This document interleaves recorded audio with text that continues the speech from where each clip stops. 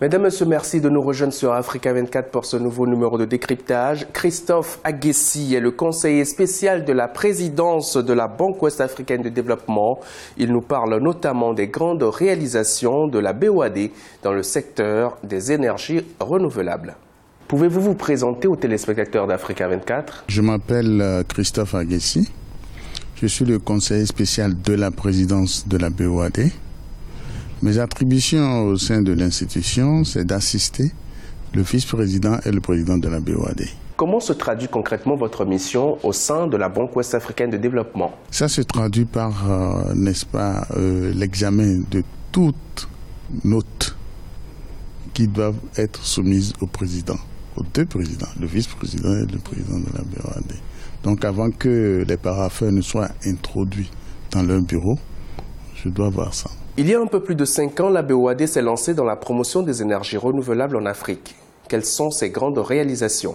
Dans le secteur des énergies renouvelables, les grandes réalisations de la banque au plan organisationnel déjà, c'est que la banque a su créer une direction qui s'occupe essentiellement de ses activités climat.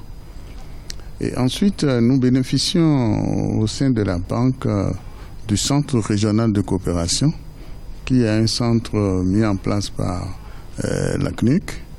Et là, il faut souligner qu'en Afrique, il n'y en a que 2.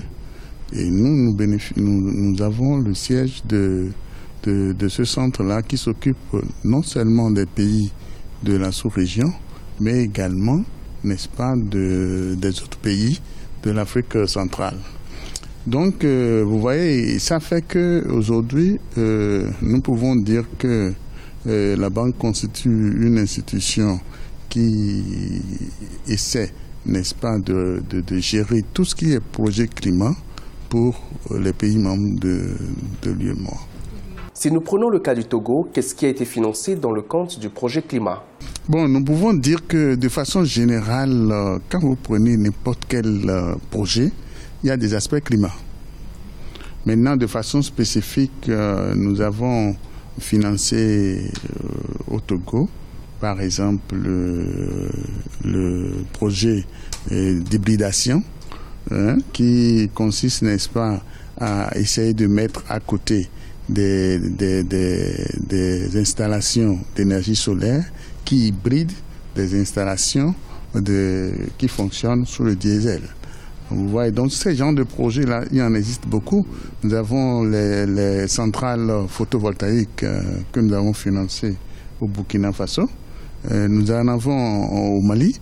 Et nous pensons qu'avec ce séminaire-là, vous avez vu que tous les acteurs de la vie économique sont concernés et doivent tirer le son de ce qui se passe depuis hier jusqu'à aujourd'hui pour que nous ne rations pas les opportunités que nous constatons aujourd'hui au niveau du solaire.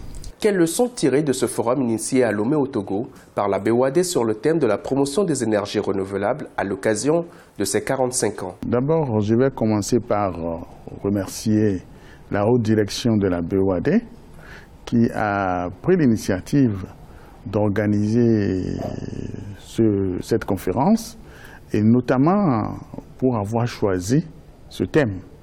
Parce que comme vous l'avez constaté depuis hier, le thème sur l'énergie solaire, son développement nous montre que tous les acteurs de la vie économique doivent se mettre ensemble pour saisir cette opportunité qui s'offre à l'Afrique de façon générale et à notre sous-région pour améliorer considérablement le taux de couverture des populations en ce qui concerne l'électrification.